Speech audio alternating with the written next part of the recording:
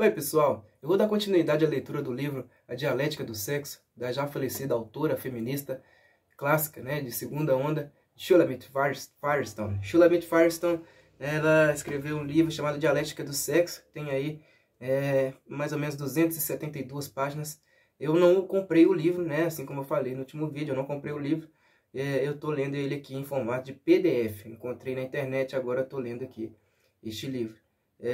A leitura dele é um pouco densa, não vou mentir não, é um pouco densa. Mas já que eu fiz essa promessa de ler esse livro aí para vocês, então bora lá, tá? Enquanto eu estou renderizando o último vídeo que eu fiz aqui sobre fazendo a leitura deste livro, eu vou gravar esse daqui e eu quero ler pelo menos até a página 100 hoje, tá? Então vamos lá.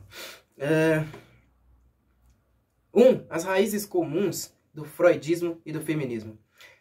O freudismo e o feminismo brotaram do mesmo solo. Não foi por acaso que Freud começou sua obra no auge do movimento feminista primitivo. Hoje subestimamos a importância das ideias feministas da época. As conversas de salão sobre a natureza dos homens e das mulheres, a possibilidade da reprodução artificial, bebês em tubos de vidro, lembradas em O Amante de Lady Chatterley, de D.H. Lawrence, não eram ilusórias. O sexismo era o assunto mais quente da época. Lawrence apenas o captou, acrescentando-lhe sua própria visão. O sexismo também determinou quase que todo o material de D.B. Shaw, a nora de Ibsen, em Casa de Bonecas, não era uma coisa rara. Esse tipo de discussão separava muitos casamentos reais.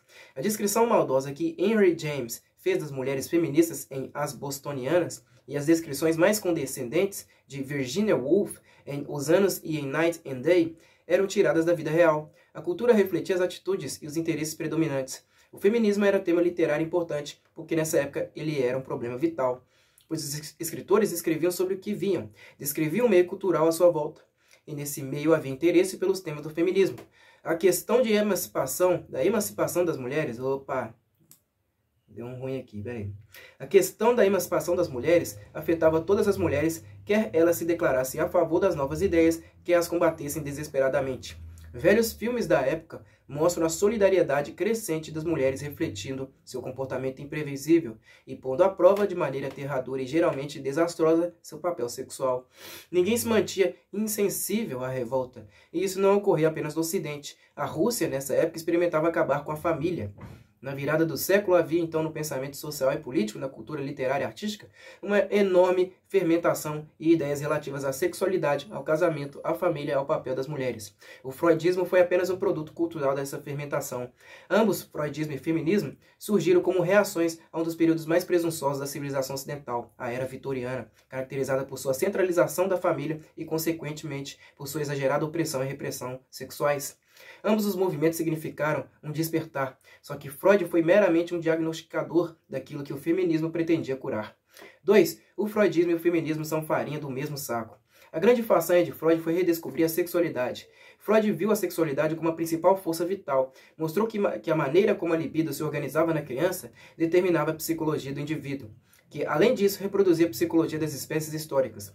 Descobriu que, para se ajustar à civilização atual, o ser sexuado deveria sofrer um processo de repressão na infância, e que, embora todo indivíduo sofra essa repressão, ela é mais eficaz em umas pessoas do que em outras, gerando um desajuste maior, psicose ou menor, neurose, em geral, tão intensa que é capaz de arruinar o indivíduo completamente. O tratamento proposto por Freud é menos importante e, na verdade, foi a causa do mal atual. Por um processo de trazer à tona as repressões danificadoras, do reconhecimento consciente e da investigação sem restrições, o paciente deve ser capaz de chegar a um acordo com o ID, de recusar conscientemente, deve ser com a identidade, ID, de recusar conscientemente, em vez de reprimir inconscientemente os desejos perturbadores do ID. Esse processo terapêutico se inicia com a ajuda do psicanalista, através da transferência, na qual o psicanalista substitui a figura da autoridade original, que está na base da neurose repressiva. Como a religião restauradora ou a hipnose, que na realidade Freud estudou e pela qual foi muito influenciado, a transferência se estabelece através do envolvimento emocional e não através da razão. O paciente se apaixona por seu analista. Projetando o problema na suposta tábua rasa da relação terapêutica, ele é capaz de descobri-lo e de curar-se dele. Só que simplesmente isso não funciona. Filiado à tradição da ciência pura, Freud observou estruturas psicológicas sem nunca questionar seu contexto social. Dada a sua própria estrutura psíquica e seus conceitos culturais, ele foi um tirano intolerante da escola antiga para quem algumas verdades sexuais devem ter sido caras. Dificilmente poderíamos esperar que ele tivesse feito desse tipo de investigação uma parte da sua obra. Wilhelm Reich foi um dos poucos que seguiram, aliás, esse caminho. Além disso, assim como Marx, não pôde levar em conta o futuro advento da cibernética. Freud, naquela época, não tinha um conhecimento alucinante das possibilidades tecnológicas de que hoje dispomos. Mas se devemos ou não censurar Freud pessoalmente, o fato de ele não ter questionado a própria sociedade foi responsável pela grande confusão característica das disciplinas que surgiram em torno de sua teoria. Assediados pelos intransponíveis problemas resultantes da tentativa de pôr em prática uma contradição básica, a resolução de um problema dentro do meio ambiente que o criou, seus seguidores começaram a atacar cada elemento de sua teoria, um atrás do outro, até que chegassem a jogar fora a criança junto com a água da bacia. Mas havia algum valor nessas ideias? Reexaminemos novamente algumas delas, dessa vez a partir de um ponto de vista feminista radical.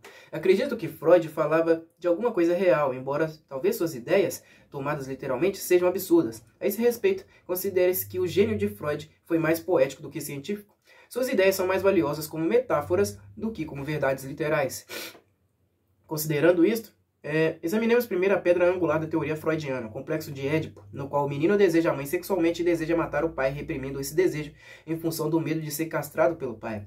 O próprio Freud disse em seu último livro: eu me arrisco a afirmar que, se a psicanálise pudesse gabar só da descoberta do complexo de Édipo, tanto tempo reprimido, isso por si só a faria merecer ser incluída entre as precisas aquisições novas da humanidade. Compare-se isso com o que diz Andrew Salter em O Argumento contra a Psicanálise.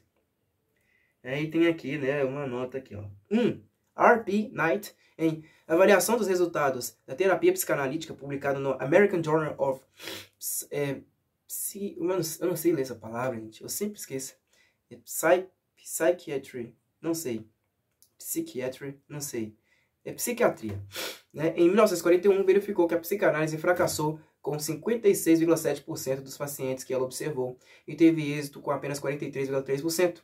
Assim, a psicanálise teve um pouco mais de fracasso do que de êxito. Em 1952, num estudo diferente, Eysenck mostrou que uma taxa de melhoria de 44% em pacientes que tinham feito psicanálise, de 64% em pacientes que tinham feito psicoterapia, e uma taxa de melhoria de 72% naqueles que não tinham recebido nenhum tratamento.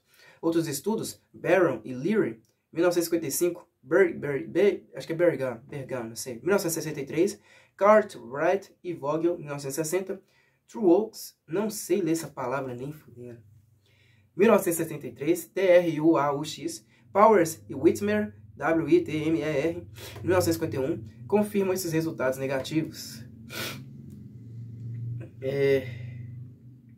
Aí vamos lá, né? Onde que eu parei aqui na outra parte? Eu tava lendo a nota aqui. Ah, tá. Aí, continuando. Aqui, ó. Mesmo os que mais simpatizam com Freud acham as contradições do complexo de Édipo um tanto embaraçosa, diz o dicionário psiquiátrico referindo-se à superação do complexo de Édipo. O destino do complexo de Édipo ainda não foi claramente compreendido. Acho que podemos falar com toda a segurança sobre o destino do complexo de Édipo. Ponto. A sorte do complexo de Édipo será a sorte da alquimia, da frenologia e da quiromancia. O destino do complexo de Édipo é o esquecimento. Salter é atormentador por todas as contradições habituais de uma teoria que parte do princípio de que o contexto social, a causa do complexo, é imutável, diz ele. Diz ele. O pensamento de Freud sobre o fim normal do complexo de Édipo sofre de uma inconsistência em sua lógica. Se admitimos que o fim do complexo de Édipo tem sua origem no medo da castração, não é evidente que a normalidade é atingida como resultado do medo e da repressão exercidas sobre o menino? E a obtenção da saúde mental através da repressão não entra em contradição flagrante com as doutrinas freudianas mais elementares? Grifos da autora. Tem uma outra nota aqui, 2. Se eu me ocupo com os meninos antes de me ocupar com as meninas, é porque Freud, na verdade, toda a nossa cultura se ocupa primeiro com o menino. Até para criticar Freud apropriadamente, temos que seguir as prioridades que ele estabeleceu em sua própria obra. Da mesma forma, como o próprio Freud observou, o complexo de Édipo tem um significado cultural muito maior do que é o de Electra. Eu também tentarei mostrar que, na verdade, ele é psicologicamente mais prejudicial, ao menos porque numa cultura dominada pelo homem, o dano causado à psique masculina tem consequências mais amplas. Aí vamos continuar, né? Propõe que o complexo de Édipo só adquire sentido quando visto em termos de poder. Devemos ter em mente que Freud observou que esse complexo era comum a todo indivíduo normal que crescesse na família nuclear da sociedade patriarcal, uma forma de organização social que intensifica os piores efeitos das desigualdades inerentes à própria família biológica. A prova de que os efeitos do complexo de Édipo são menores nas sociedades nas quais os homens têm menos poder e de que o enfraquecimento do patriarcalismo produz muitas mudanças culturais que talvez possam ser remontadas a esse afrouxamento. Lancemos um olhar sobre essa família nuclear patriarcal na qual o complexo de Édipo aparece tão intensamente. Na família prototípica desse gênero, um homem é o sustento e todos os outros membros dessa família são, portanto, seus dependentes. Ele concorda em sustentar a esposa a troco de serviços que ela presta, cuidar da casa, satisfazê-lo sexualmente e reproduzir. As crianças que ela gera no lugar dele são ainda mais dependentes do que ela. Elas são legalmente a propriedade do pai. Uma das primeiras campanhas do primitivo WRM foi contra a destituição das mulheres que se divorciavam de seus filhos, cuja obrigação é alimentá-las e educá-las. E moldá-las para terem seu lugar naquela classe da sociedade a qual ele pertence. Em troca disso, ele conta com a continuação do nome e da propriedade, que geralmente é confundida com a imortalidade. Ele tem plenos direitos sobre as crianças. Se não for um pai /patrão bondoso, azar o delas, pois elas não podem escapar a seu poder antes de crescerem, e a essa altura a modelagem psicológica já terá se firmado. Elas agora estão prontas para repetir a atuação do pai. É importante lembrar que as versões mais recentes da família nuclear, embora possam violar essa relação essencial a ponto de ela ficar irreconhecível, reproduzem essencialmente o mesmo triângulo de dependências: o pai, a mãe, o filho. Pois mesmo que a mulher tenha a mesma instrução, mesmo que ela trabalhe, devemos nos lembrar de que antes das difíceis conquistas alcançadas pelo WRM da época de Freud, as mulheres não iam à escola nem podiam ter empregos, ela raramente é capaz, dada a desigualdade do mercado de trabalho, de ganhar tanto dinheiro quanto seu marido. E maldito seja o casamento que ela fez. Mas mesmo que ela pudesse ainda assim, ela seria completamente incapaz de fazê-lo, pois tornar as mulheres e as crianças ambas totalmente independentes seria eliminar não só a família nuclear patriarcal, mas também a própria família biológica. Esse é, portanto, o clima opressivo no qual a criança normal cresce. Desde o início, ela é sensível à hierarquia do poder. Sabe que em todos os níveis, físico, econômico e emocionalmente, é completamente dependente e está, portanto, à mercê dos pais, seja quem eles forem. No entanto, entre os dois, sempre terá preferência pela mãe. Mantém um vínculo com ela por serem ambas oprimidas. Só que enquanto a criança é oprimida por ambos os pais, a mãe, pelo menos, é oprimida apenas por um. Ai, meu Deus. O pai, do ponto de vista da criança, detém controle absoluto. Espera até seu pai chegar do trabalho. Menino, você vai apanhar para valer. A criança, então, sente que a mãe está a meio caminho da autoridade e da impotência. Ela pode correr para o pai se a sua mãe estiver tentando ser injusta, mas se o pai bater nela, a mãe não poderá lhe oferecer muito além de chá e simpatia. Se a mãe for sensível à injustiça, ela poderá usar de sua astúcia e lágrimas para poupá-la, mas ela própria usa de astúcia e lágrimas nessa idade, e sabe que essas lágrimas não se comparam com a força genuína. Sua eficácia, de qualquer maneira, é limitada, dependente de muitas variáveis, mau dia no trabalho, ao passo que a força física ou a sua ameaça são um trunfo garantido. Na família tradicional também existe uma polaridade parental. A mãe deve amar o filho devotamente, enquanto que o pai, por outro lado, raramente se interessa muito pelas crianças, certamente não no convívio íntimo. E mais tarde, quando o filho cresce, ele o ama condicionalmente a sua atuação. Ele o ama condicionalmente a sua atuação e a sua realização. Erich Fromm, em A Arte de Amar, abre aspas, sempre falamos do amor maternal. O amor maternal é, por natureza, incondicional. A mãe ama a criança recém-nascida porque é sua filha, e não porque a criança preenche alguma condição específica ou corresponda a alguma expectativa específica. O relacionamento do pai é bem diferente. A mãe é o lar de que viemos, é a natureza, a terra, o oceano. O pai não representa nenhum lugar natural. Ele tem muito pouca ligação com o filho nos primeiros dias de vida, e sua importância Para a criança, nesse período inicial, não pode ser comparada com a da mãe, mas embora o pai não represente o mundo natural, representa o outro polo da existência humana, o mundo do pensamento e das coisas feitas pelo homem, da lei, da ordem, da disciplina, das descobertas e da aventura. O pai é aquele que ensina a criança, que lhe mostra o caminho do mundo. O amor paterno é um amor condicional. Seu princípio é: eu te amo porque você preenche minhas expectativas, porque você cumpre seus deveres, porque você é como eu. Nessa evolução da centralização em torno da mãe para uma centralização em torno do pai, e sua síntese final reside a base da saúde mental e a realização da maturidade. Fecha aspas. Se não fosse esse o caso na época em que ele escreveu o livro, certamente o seria hoje. O livro de Fromm sobre o amor foi traduzido em 17 línguas, vendendo, como é dito na capa, 1.500.000 exemplares só em inglês. Mais adiante, eu me ocuparei da natureza do amor maternal, que essa citação adota, e do tipo de danos que esse ideal provoca tanto na mãe quanto na criança. Por ora, tentarei mostrar apenas de que modo essa polaridade tradicional se relaciona com o complexo de Édipo. Freud, ao contrário de outros, não subestimou o que se passa com uma criança antes dos 6 anos de idade. Se as necessidades básicas de uma criança são satisfeitas pela mãe, se é alimentada, vestida e acariciada por ela, se é amada incondicionalmente, contrariamente ao amor condicional do pai, ela raramente o vê e, no caso, só para ser castigada para obter a aprovação masculina. E se, além disso, sente que ela e a mãe estão unidas contra o pai mais poderoso, a quem tem que agradar e satisfazer, então talvez seja verdade que todo homem normal se identifique primeiro com a mãe.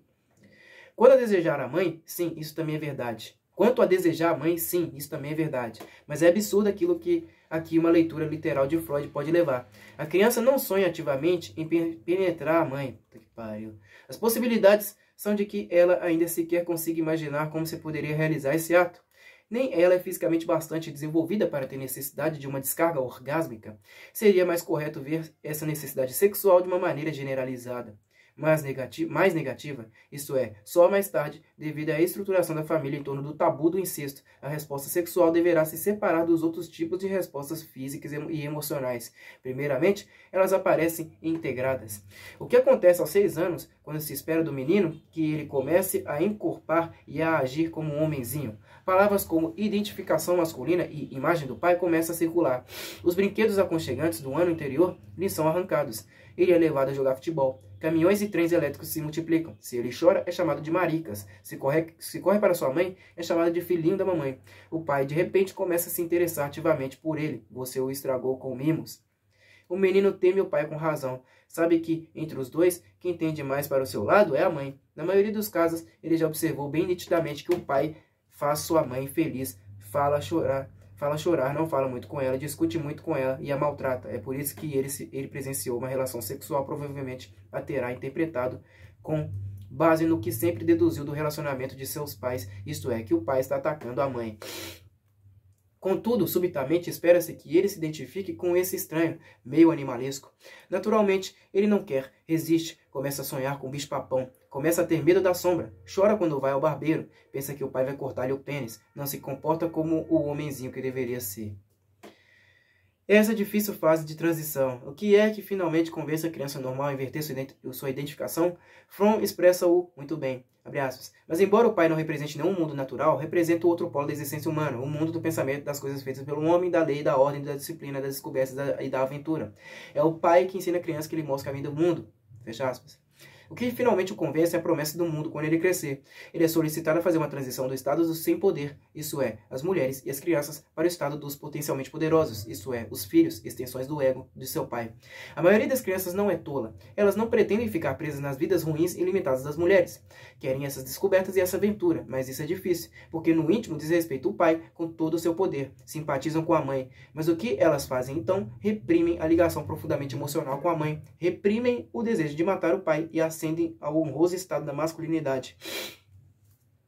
Não é de admirar que essa transição deixe um resíduo emocional complexo. Para salvar o próprio pelo, o menino teve que abandonar e trair a mãe e unir-se a seu opressor. Sente-se culpado. Seus sentimentos pelas mulheres ficam em geral afetados por isso. A maioria dos homens fez uma transição gloriosa para a posição de domínio sobre os outros. Alguns ainda estão tentando.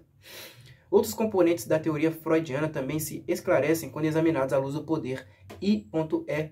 em termos políticos. O antídoto do feminismo elimina o preconceito sexual que gerou a distorção inicial. Geralmente acredita-se que o complexo de Electra é uma descoberta menos profunda do que o complexo de Édipo, porque, como em todas as teorias de Freud sobre as mulheres, ele só analisa a mulher como um homem negativo. O complexo de Electra, com seu intrincado complexo de castração, em resumo, é o seguinte: a menina, do mesmo modo que o menino, desenvolve inicialmente uma fixação pela mãe. Por volta dos 5 anos, quando descobre que não tem pênis, ela começa a se sentir castrada. Para compensar, ela tenta aliar-se ao pai através da sedução, desenvolvendo assim uma rivalidade e uma subsequente hostilidade à mãe. O superego se desenvolve em relação à repressão do pai, mas pelo fato de ser o objeto da sedução dela, ele não a reprime como reprime o filho, e assim a organização psíquica básica da menina difere da do irmão, é mais fraca. Disse de uma menina que persiste em identificar-se intensamente com o pai, que ela regrediu ao estágio clitoral da sexualidade feminina. Provavelmente será frígida ou lésbica. A característica mais notável dessa descrição, reafirmada em termos feministas, é que a menina também se vincula primeiramente com a mãe, o que em si mesmo nega uma heterossexualidade biologicamente determinada. Do mesmo modo que o menino, a menina também ama a mãe mais do que ao pai, e exatamente pelas mesmas razões, a mãe cuida dela mais intimamente do que o pai e compartilha de sua pressão. Por volta dos 5 anos, a mesma idade do menino, ela começa a observar conscientemente o maior poder do pai e seu acesso a esse mundo mais amplo e interessante, que é negado à sua mãe. Nesse ponto, ela rejeita a mãe por ser monótona e familiar, e começa a identificar-se com o pai. A situação complica-se mais tarde, no caso de ela ter irmãos, pois então observa que o pai é mais propenso a permitir que o irmão participe desse mundo, de seu poder, e no enquanto esse mundo ainda lhe é negado. Ela agora tem duas alternativas. Avaliando realisticamente a situação, pode começar a usar da astúcia feminina ao máximo, na tentativa de roubar ao pai o poder, então terá que competir com a mãe pelos favores do poderoso. Ou 2, pode recusar-se a acreditar que a diferença física entre ela e seu irmão implique para sempre uma desigualdade de poder correspondente. Nesse caso, ela rejeita tudo o que se identifica com a mãe e a servidão e a astúcia, a psicologia do oprimido, e imita obstinadamente tudo que ela viu seu irmão fazer, que possibilita a ele o tipo de liberdade e a aprovação que ela busca. Observe-se que eu não digo que ela finja uma masculinidade. Essas características não são determinadas sexualmente. Mas, embora tente desesperadamente ganhar os favores do pai, comportando-se cada vez mais do modo como ele abertamente incentivou o irmão a se comportar, isso não surte efeito para ela. Ela tenta com maior empenho ainda, passa a se comportar como um moleque e gosta de ser chamada assim. Essa obstinação face a uma realidade ofensiva pode até dar resultado, por algum tempo, até a puberdade, talvez. Então ela ficará totalmente sem ação, não poderá mais negar o sexo. Ele é confirmado pelos homens cheios de desejo à sua volta. É nesse momento que ela geralmente desenvolve uma identificação feminina com uma vingança. As adolescentes tão difíceis, cheias de segredinhos e risinhos. No caso dos meninos, essa é a fase da pirralhice importuna. Quanto à inveja do pênis, mais uma vez é mais prudente vê-la como uma metáfora. Mesmo quando existe uma preocupação real com os órgãos genitais, é evidente que qualquer coisa que distinga fisicamente o homem invejado será invejada, pois a menina não pode realmente compreender como é que, se ela faz exatamente a mesma coisa que seu irmão, o comportamento dele é aprovado e o dela não. Ela pode ou não estabelecer uma relação confusa entre esse comportamento e o órgão que diferencia o irmão. Sua hostilidade em relação à mãe, mais uma vez, só pode ser compreendida se ligada a uma similaridade genital observada. Tudo o que a identifica com a mãe, que ela tão inflexivelmente tenta rejeitar, é também rejeitado. Mas é muito menos provável uma menina, por sua própria vontade, atribuir-se o mesmo sexo da mãe do que ver-se como assexuada. Ela pode até orgulhar-se disso, afinal não tem protuberâncias óbvias como os seios que marcam a feminilidade de sua mãe. Enquanto aos órgãos genitais, seu buraquinho inocente parece não ter nenhuma semelhança com a floresta cabeluda que a mãe tem.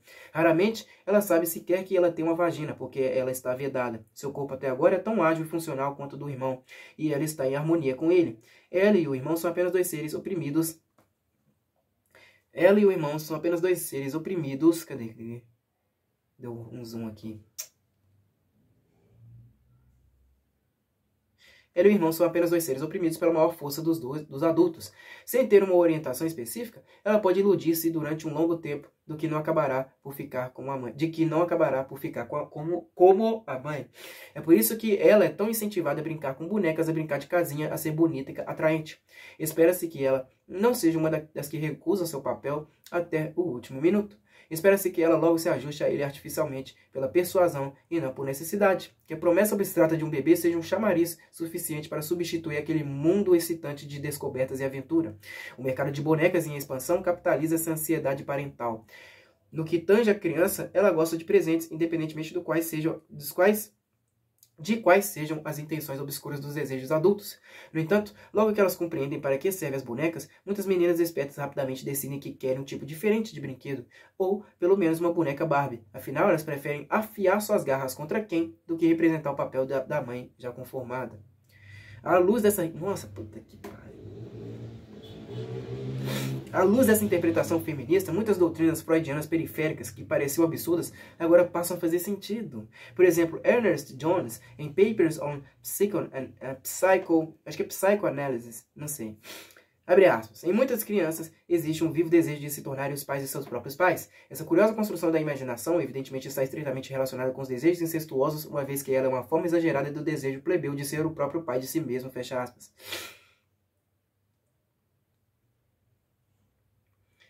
Ai, ai. Tradução feminista. A fantasia das crianças estando numa posição de poder acima dos pais domina particularmente a única pessoa que realmente alcançou o poder, o pai. Ou Freud falando sobre o fetichismo, abre aspas. O objeto é o substituto do falo da mãe, que o menino acredita estar embutido e do qual não deseja privar-se, fecha aspas. Realmente Freud pode tornar-se embaraçador. Não seria muito mais sensato falar do poder da mãe? As probabilidades são que um menino nem mesmo tenha visto a mãe nua, muito menos que tenha observado de perto a diferença entre o pênis e a vagina. O que ele realmente sabe é que está ligado à sua mãe e não quer rejeitá-la sob o pretexto de ela não ser poderosa. O objeto escolhido é meramente o símbolo desse vínculo. Existem muitos outros desses exemplos, mas eu já cheguei ao ponto que queria. Através de uma análise feminista, toda a estrutura do freudismo, pela primeira vez, adquire pleno sentido, esclarecendo-se até as importantes áreas relacionadas entre si, da homossexualidade e da própria natureza do repressivo tabu do incesto. Dois assuntos intimamente relacionados que foram elaborados durante longo tempo, alcançando muito pouco unanimidade. Podemos compreendê-los, finalmente, apenas como sintomas da psicologia do poder criada pela família. Durkheim, como Freud, na virada do século, com seu trabalho fundamental sobre o incesto, gerou um conjunto de opiniões contraditórias que perduraram até hoje.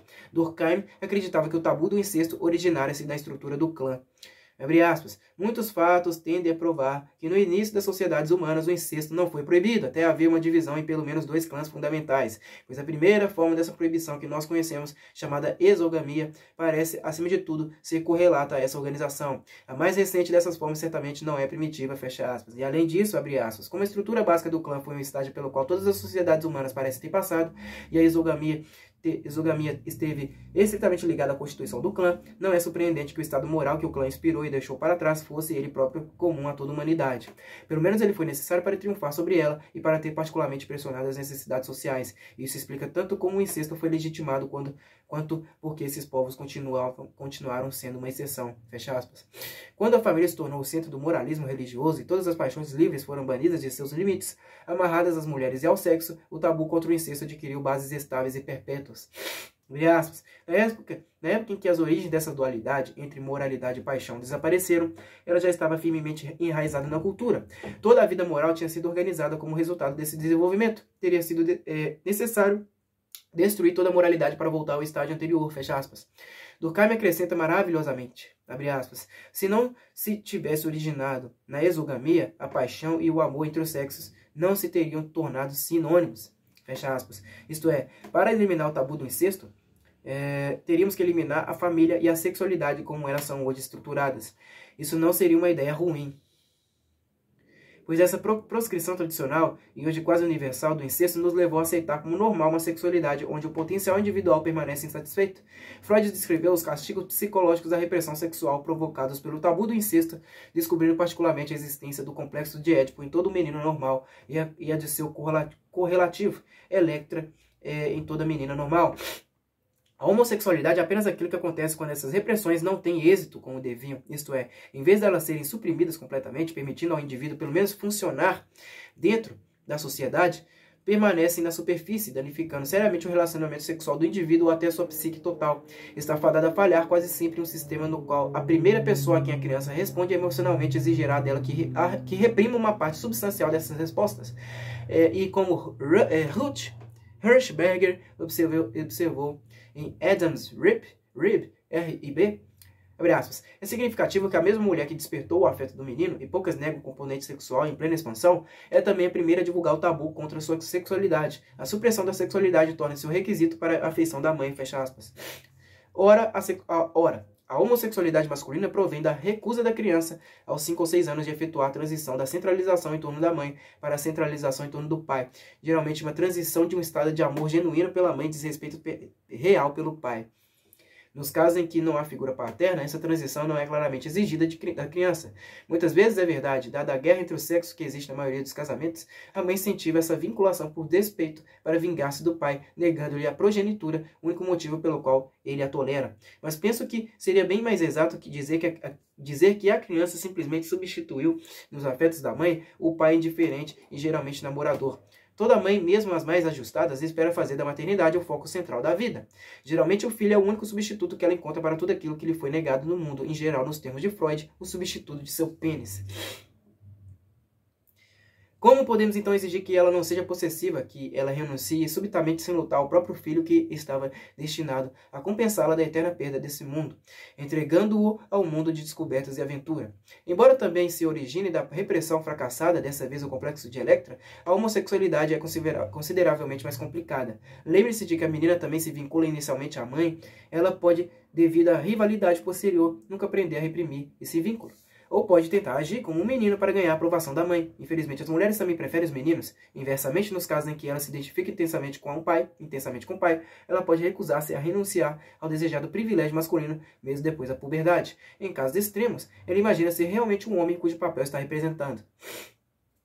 E mesmo as mulheres que parecem sexualmente ajustadas, raramente o são na verdade. Devemos nos lembrar que uma mulher pode ter relações sexuais sem sentir nada, um homem não pode. Embora poucas mulheres, por causa da pressão exercida sobre elas para que se conformem com sua situação, realmente repudiem seu papel sexual completamente, tornando-se lésbicas ativas, isso não significa que a maioria das mulheres se satisfaça sexualmente nas relações com os homens. Contudo, a sexualidade danificada das mulheres é relativamente inofensiva em termos sociais, ao passo que a doença sexual masculina, ou seja, a confusão da sexualidade com o poder, prejudica os outros. Essa é uma das razões pelas quais na sociedade vitoriana, bem como durante um longo período antes e depois dela, inclusive hoje, o interesse das mulheres pelo sexo é menor do que o dos homens. Esse fato é tão desconcertantemente óbvio que levou um conhecido psicanalista, Theodor Hayek, a concluir em 1966 que o próprio impulso sexual é masculino, até mesmo nas mulheres, porque no nível de evolução inferior, a reprodução é possível sem os machos. Desse modo, vemos que na sociedade baseada na família, as repressões originadas no tabu do incesto tornaram impossível uma sexualidade plenamente satisfeita para qualquer pessoa, e possível só para poucos uma prática sexual satisfatória. Os homossexuais de nossa época são apenas as maiores vítimas do sistema de sexualidade reprimida que se desenvolve na família. Mas, embora a homossexualidade hoje seja tão limitada e doentia quanto nossa heterossexualidade, breve chegará o dia em que a transexualidade saudável será a norma. E já chegou, né? Pois, se admitimos que o impulso sexual é desde o nascimento difuso e indiferenciado da personalidade global e, como vimos, só se torna diferenciado em resposta ao tabu do incesto, e se além disso... puta que pariu. E se além disso admitimos que o tabu do incesto é hoje necessário apenas para preservar a família, então se destruirmos a família, estaremos, na verdade, destruindo as repressões que moldam a sexualidade em estruturas específicas. Olha aqui que essa filha da puta fala. Se destruirmos a família, estaremos, na verdade, destruindo as repressões que moldam a sexualidade em estruturas específicas. Sendo iguais todos os tipos de sexualidade, as pessoas poderão ainda preferir indivíduos do sexo oposto, simplesmente porque isto é fisicamente mais conveniente.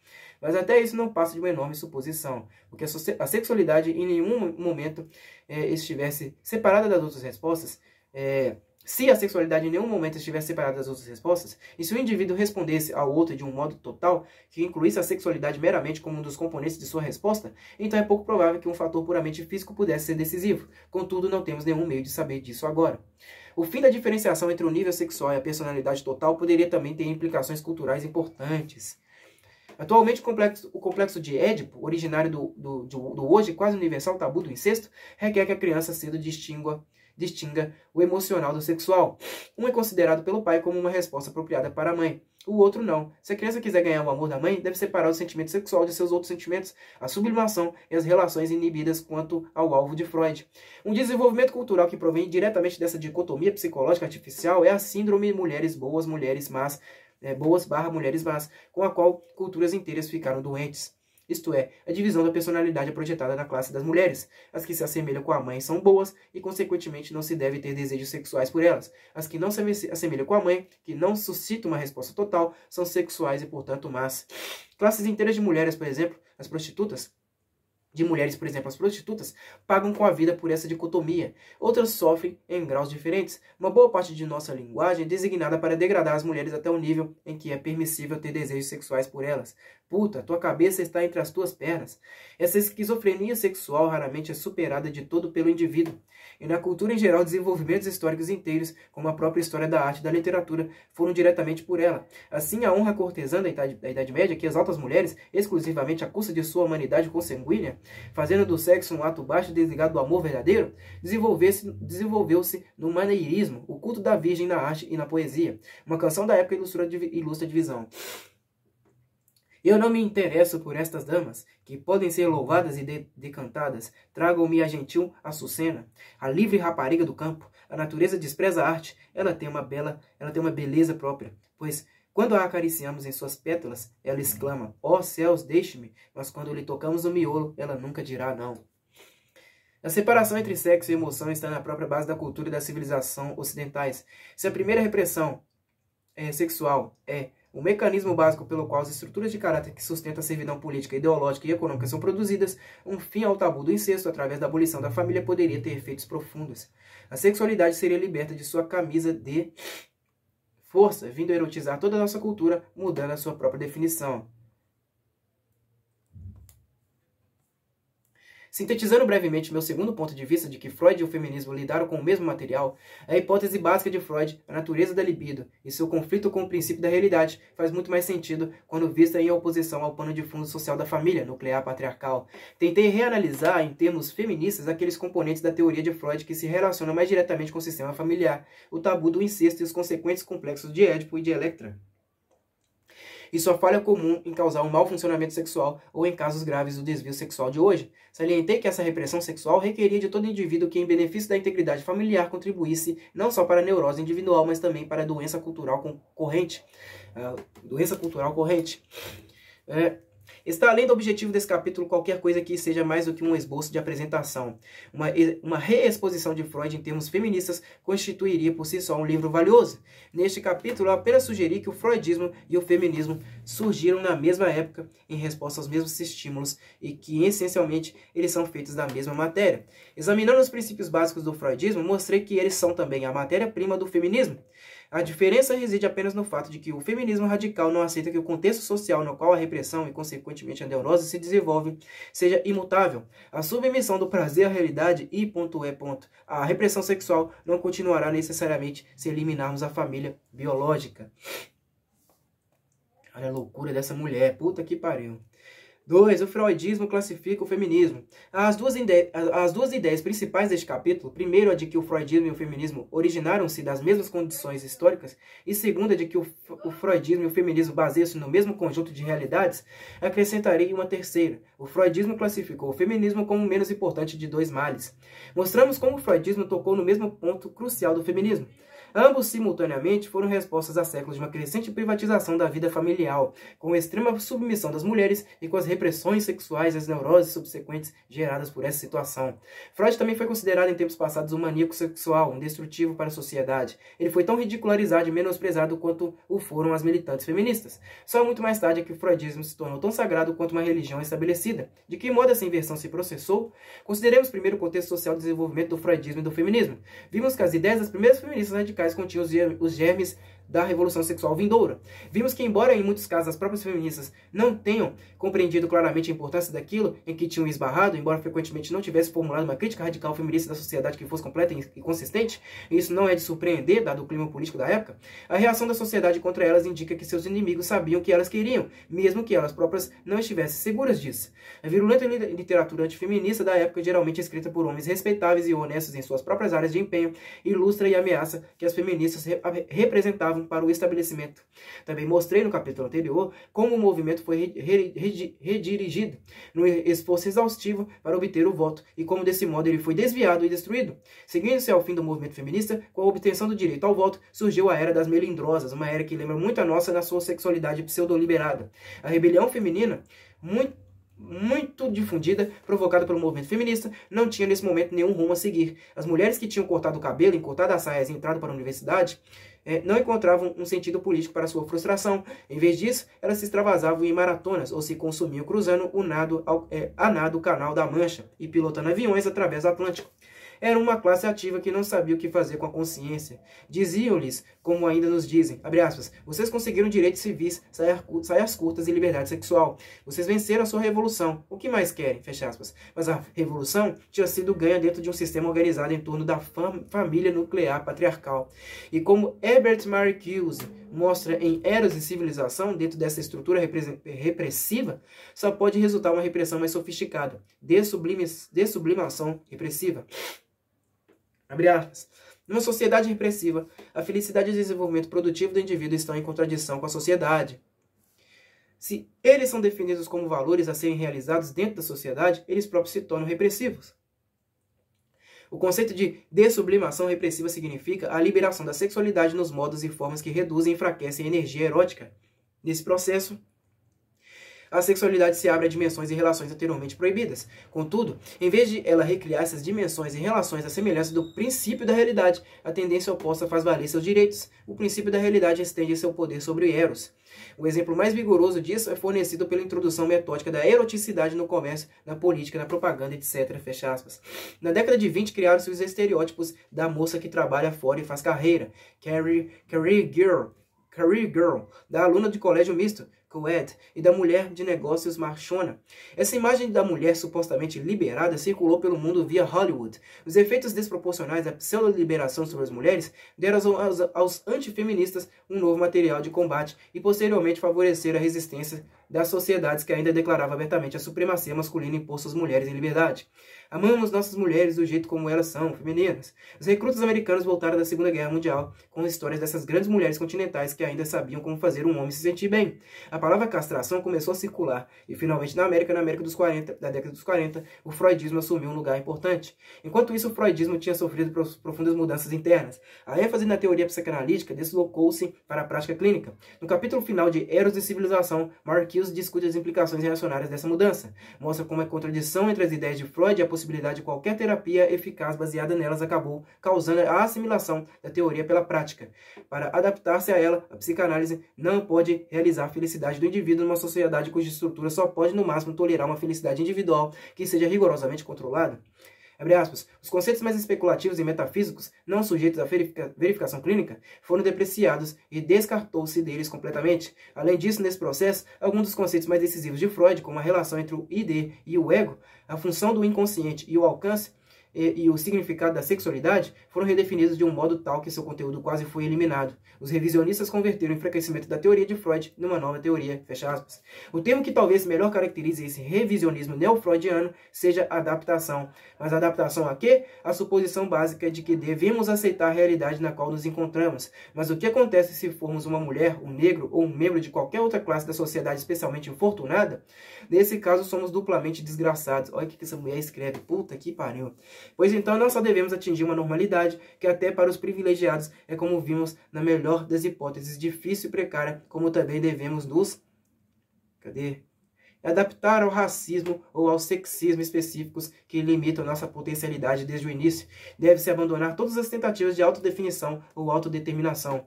Assim, na visão de Marcuse, o processo da terapia torna-se meramente um caminho para a resignação, pois, como na frequentemente citada afirmação de Freud a um paciente seu, estudo sobre a histeria, 1895, muito se ganhará se conseguirmos, através da terapia, transformar o seu sofrimento histérico na infelicidade cotidiana, fecha aspas. E como pode atestar todos os que foram submetidos à terapia, esta é exatamente a situação real. A descriação que Cleaver fez de sua análise em Soul on Ice fala também da experiência de qualquer outra pessoa oprimida, abre aspas. Tive várias sessões com psiquiatra.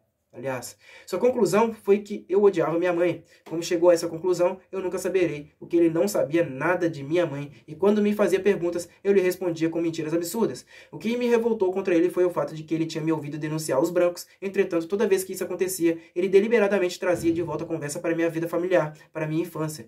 Isso em si mesmo era correto, mas ele deliberadamente bloqueou todas as minhas tentativas de trazer à tona a questão racial, e deixou claro que não estava interessado em minhas atitudes com relação aos brancos. Essa era uma caixa de Pandora que ele não estava interessado em abrir, fecha aspas. Theodor Reich, talvez o protótipo de Freud, de conversa de botequim, exemplifica a obtusidade e a insensibilidade da maioria dos psicanalistas para os problemas reais de seus pacientes. É extraordinário que, com tantos escritores que falam das diferenças emocionais entre os homens e as mulheres, Reich nunca tenha descoberto a diferença objetiva entre as suas situações sociais. Por exemplo, ele observa de passagem diferenças como as que se seguem, sem sequer esboçar conclusões adequadas. Abre aspas. As meninas, de vez em quando, cochicham umas para as outras. Os homens fazem isso ou aquilo. Os meninos nunca se referem às mulheres desse jeito, fecha aspas. Abre aspas novamente. Uma mulher dá muito mais valor ao fato de ser mulher do que um homem ao fato de ser homem, fecha aspas. Abre aspas. A maioria das mulheres, quando pede um favor, um homem sorri. Na mesma situação, os homens raramente sorriem, fecha aspas. Abre aspas novamente. Ser um dandy, ladies man, significa ser menos homem, fecha aspas. Abre aspas. Quase todas as mulheres têm medo de que um homem que elas amam a deixe, mas dificilmente um homem tem medo de que uma mulher o deixe, fecha aspas. As mulheres, abre aspas novamente, as mulheres quando em grupo às vezes dizem, meu mestre senhor deixou-me sair de casa esta noite, os homens dizem, referindo-se a elas, meu fardo, fecha aspas. Eis aqui um exemplo casual dessas contribuições neofreudianas à compreensão da sexualidade.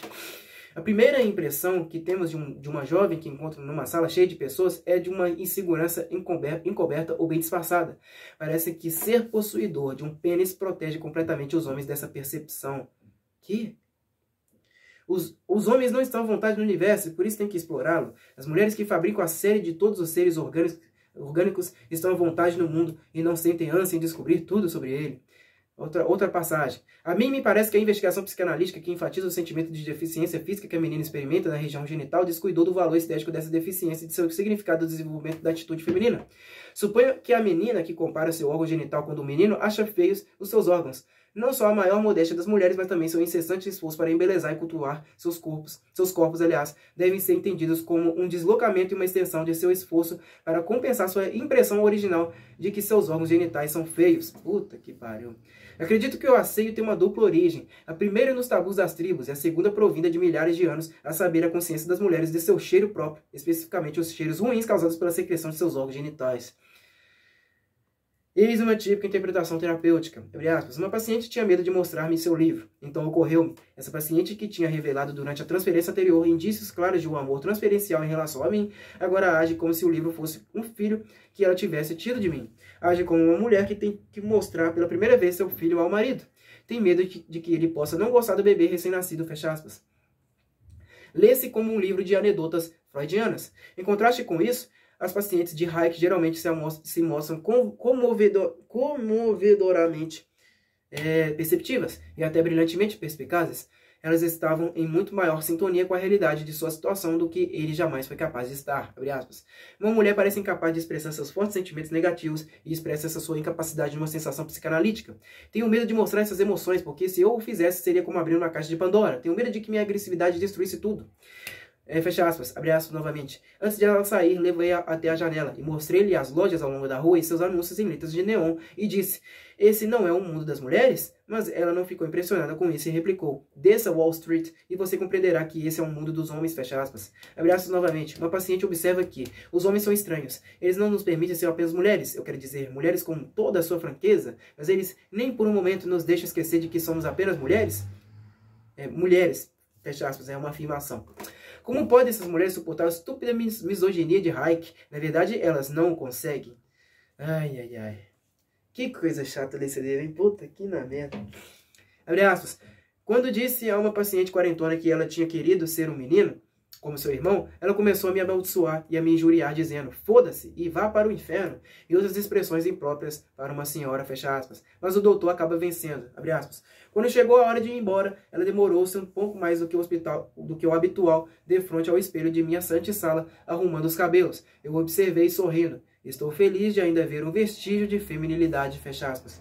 Eis algumas outras reações femininas, abre aspas. Quando você me ouve durante um longo tempo sem dizer nada, eu geralmente tenho a impressão de que o que eu digo é uma dessas coisas bobas e sem valor das mulheres. É como se você achasse que não vale a pena falar comigo, fecha aspas. Abre aspas. Uma mulher criticando seu psicanalista, até a sua espontaneidade é artificial, fecha aspas. Abre aspas. A paciente ficou calada por um período mais longo do que o habitual e depois disse, porra, eu não sei por que estou aqui, foda-se você, fecha aspas.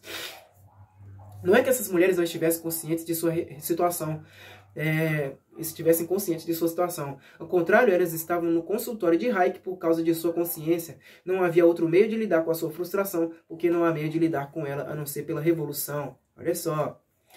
Chegamos agora ao nosso ponto crucial, a importação do freudismo para que o fluxo do feminismo fosse freado. Nas décadas de 20 e 30, as mulheres descobriram-se equidistantemente próximas e afastadas de seus papéis tradicionais. Consequentemente, elas não estavam nem isoladas e protegidas do mundo, como antes, nem aparelhadas para enfrentá-lo.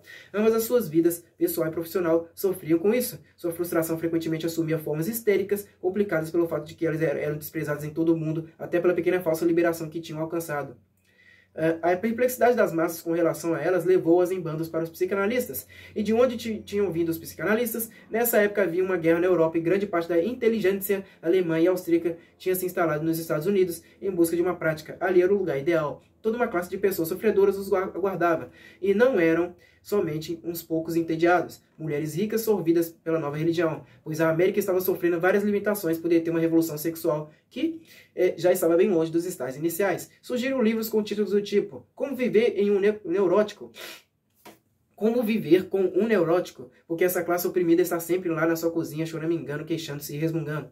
Logo, os homens também apareceram dos psicanalistas, bem educados, cidadãos responsáveis, de modo algum psicóticos, e as crianças também. Inauguraram-se campos inteiramente novos para atender ao afluxo, psicologia infantil, psicologia clínica, terapia de grupo, serviço de aconselhamento matrimonial. Qualquer variante que você possa imaginar, mencione um nome e verificará que já existe, e nenhuma delas foi suficiente. A demanda multiplicou-se mais rápido do que se puser abrir novos departamentos nas universidades.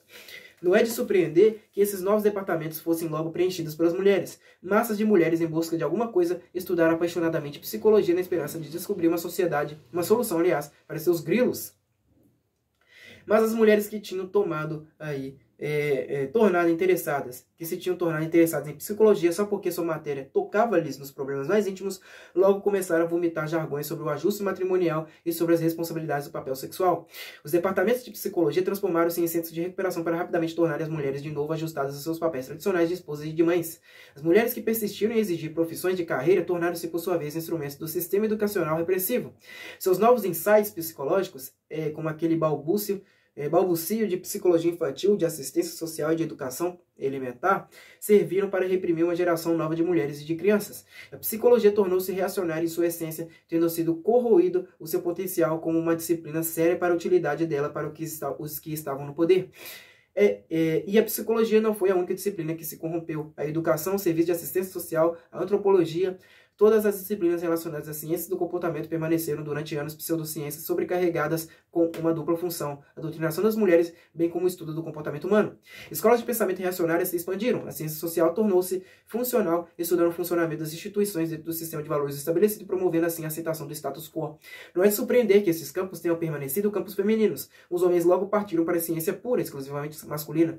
As mulheres ainda semi-instruídas, atemorizadas com a recente admissão da universidade, ficaram chafurdando na merda pseudocientífica. Presta atenção nisso aqui, hein? Pois, além da função de doutrinação, as ciências do comportamento serviram de represa para impedir as hordas contestadoras das nouveaux intellectuels de serem... Acho que é isso mesmo, assim que se pronuncia? Nouveau intellectuels. Porra, isso aqui tá em francês. De serem admitidas nas ciências verdadeiras. A física, a engenharia, a bioquímica, etc. Ciências que numa sociedade tecnológica mantêm uma relação cada vez mais direta com os dirigentes dessa sociedade. Em consequência, até o acesso à educação de um nível mais elevado, uma das poucas vitórias do primitivo WRM foi subvertida. Geralmente a única diferença entre a dona de casa moderna, instruída na universidade, e seu protótipo tradicional está na gíria que esta usa para descrever o seu inferno conjugal. Ai, ai, ai, ai. Em suma, a teoria freudiana repolida em função de sua nova função de adaptação social foi usada para exterminar a revolta feminista. Remendando com band-aids as feridas abertas pela Revolução Feminista abortada, ela conseguiu apaziguar a enorme inquietação social e a confusão de papéis que se sucederam ao primeiro ataque contra a rígida família patriarcal. É duvidoso que a Revolução Sexual tivesse permanecido paralisada a meio caminho durante metade de um século sem a sua ajuda, pois os problemas despertados pela primeira onda de feminismo ainda não estão resolvidos hoje. D.H. Lawrence e Bernard Shaw não são hoje menos importantes do que foram em sua própria época. A Revolução Sexual de Wilhelm Reich poderia ter sido escrita ontem. O freudismo foi o melhor inimigo do feminismo, porque embora tivesse tocado no mesmo ponto crucial, ele teve uma astúcia que o feminismo não teve. Nunca questionou a realidade estabelecida. Embora ambos, em sua essência, fossem explosivos, o freudismo foi sendo gradativamente revisto para adequar-se às necessidades pragmáticas da terapia clínica. Ele se tornou uma perfeita ciência aplicada de técnicos de aventais brancos, sendo seus conteúdos destruídos em função de um objeto reacionário, a socialização dos homens e das mulheres no sistema artificial de papéis sexuais. Mas sobrou o suficiente de sua força original para servir de chamariz aos que buscavam uma saída para sua opressão. Isto levou o freudismo, aos olhos da opinião pública, a passar de uma posição de extrema desconfiança e suspeita para seu status atual. A psicanálise como especialidade é a última palavra em tudo, desde as rupturas conjugais até os julgamentos criminais dos tribunais. Assim, o freudismo ganhou o terreno que o feminismo tinha perdido. Ele floresceu às custas do feminismo na medida em que agiu como recipiente de sua força destruidora. Só recentemente começamos a sentir os efeitos de gerações de intoxicamento. Meio século depois, as mulheres acordam. Dá-se uma nova ênfase às condições objetivas na psicologia, bem como nas ciências comportamentais. Essas disciplinas, somente agora, décadas depois dos danos dele terem sido causados, estão reagindo contra a sua longa prostituição, exigindo a verificação científica, apenas um fim à objetividade e uma reintrodução aos juízos de valor. O grande número de mulheres nesses campos brevemente poderá usar desse fato em seu próprio proveito. E uma terapia que se tivesse revelado mais nociva do que inútil poderia finalmente ser substituída pela única coisa que pode fazer bem à organização política. Cadê aqui? 4. Abaixo a infância para... Acho que eu vou... Não. Eu vou parar por aqui, tá?